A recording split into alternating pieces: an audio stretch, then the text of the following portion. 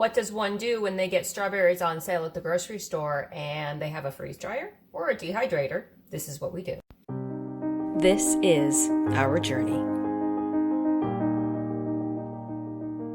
Welcome to the Betancourts homestead. First up, put them in the sink and wash them, and then we grab our handy little tool. This is from Bazan, and oh my gosh, this makes chopping strawberries amazingly fun. Put a bowl off to the side and start decapping them. And you want the caps in the bowl. And you want the strawberry in the chopping device. This is actually a really big strawberry. This is so much fun! And lay them on your trays, right? Just lay them on your trays and keep going. Because what I'm eventually going to do is I can make a strawberry powder out of this, or I can use it in granola. Oh, there's so many uses for dehydrated or dried strawberries. I mean, you can use them both. There's just so many uses. So I'm gonna keep going and I'll come back and talk to you in a moment. You gotta see it. Woo. This is just so fun.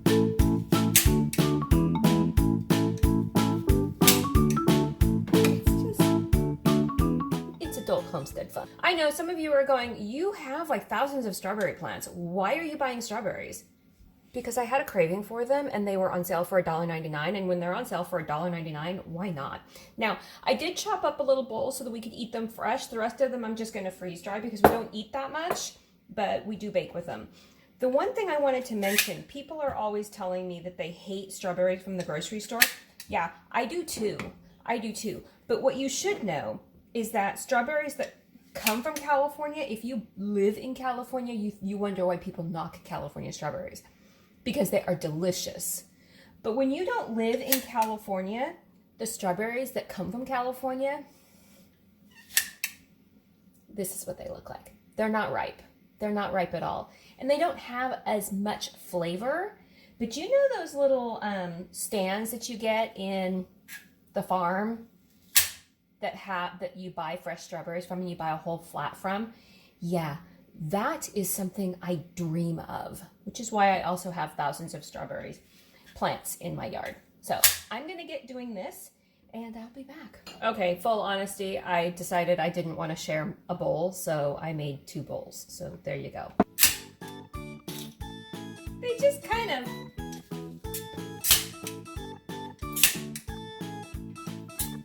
fly. I thought you would want to see. It's kind of fun. Okay, I might be like a kid with a strawberry cutter or slicer or whatever.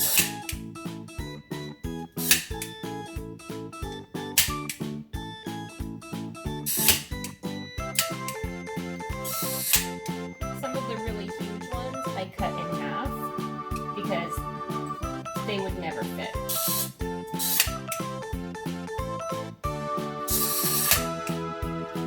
Okay, are you bored yet? Because I'm just gonna keep going. So we had 4 1-pound baskets. So this is 4 pounds of strawberries.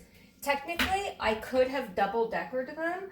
I could have put a layer of parchment paper, and then I could have just put another layer of them. I didn't want to do that. Not even gonna do that. Probably should. I might. Yeah, talk to me into it. And I'll explain why in a moment. Okay, now I have 2 layers. Two layers.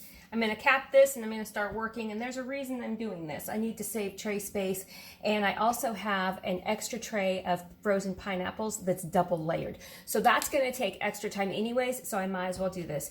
And strawberries take an amazing amount of time in the freeze dryer because those little tiny seeds hold moisture, and it's very hard to get the moisture out of those seeds. So let's keep going. Okay, now I have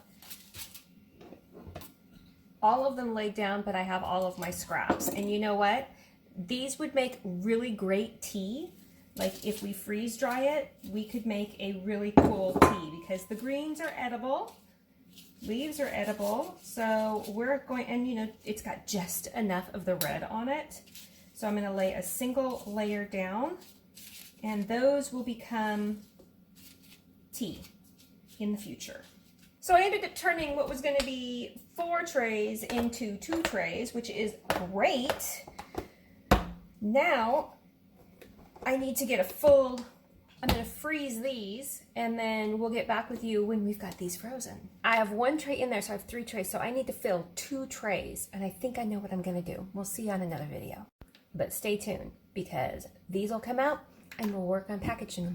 The strawberries have come out of the freeze dryer. Don't they look amazing? Let me show you the other right here. It's dual layers. Remember, I put them on for dual layers. So they take a little bit longer to do 2 layers, but not as long as it would take to do 2 different loads. So there you go. And then over here are all of my ends. These I'm going to put into a jar after I crunch them up, and these are going to be made into tea, strawberry tea. There you go. Might add mint with them. We freeze-dried mint a little bit ago. We could also freeze-dry mint again, and we could mix those strawberry mint tea. That would be good. So let me package these up, and I'll show you how I'm going to preserve them for long term. Because strawberry season is about to explode on my farm, and when that happens, everything that we can't eat or preserve gets long-term storage. So here you go. For this job, I have chosen to use 2-quart Mylar bags, and they are gusseted. I like the gusseted because, you know, they sit flat. So they're gusseted, they have zippers on them, and they are 2 quarts.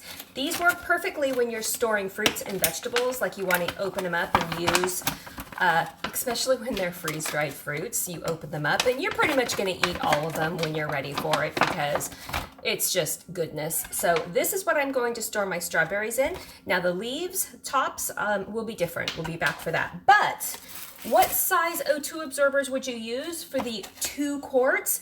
You would use 300 to 400. I don't have 400 and I want to use the 400, but I have 500. So I'm going to use the 500 cc oxygen absorbers for my 2-quart Mylar bags. Now, since I did do these in 2 layers, I am just going to remove the parchment paper and I'm not saving it. I'm going to throw it away.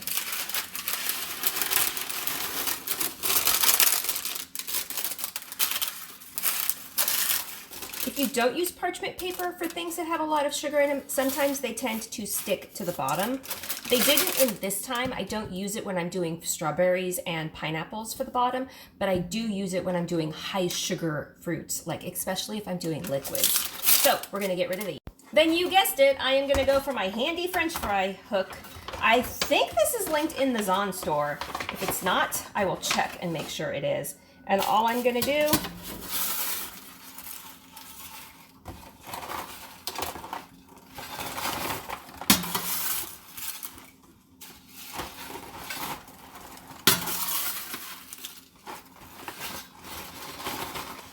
is scoop it in.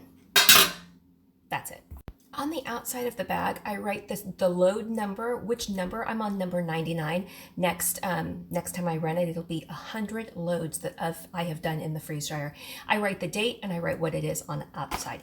So if I open them up and there's something wrong, like they're not crisp or whatever, and they've just kind of like gained a lot of moisture, I can go back through my book and all of my notes that I've taken and check and see what I did wrong or what I didn't do wrong. There you go. Now for the strawberry tops, because I'm going to use them later on, short term, I'm going to put them in a mason jar and I'm going to use the food saver to suck out all of the air. You could put an oxygen absorber. I'd probably do 100 to 200 for this, but you could put an oxygen absorber in there if you did not have a food saver. And there you go. Now that I have everything sealed with oxygen absorbers, I'm going to weigh them all. And then I'm going to write the weight in grams on the bags. And that way when I go to open it, I'll weigh it before I open it. And if the weight is still the same, that means moisture has not gotten in. You guys have a great day out there. Now you know what I know. Bye.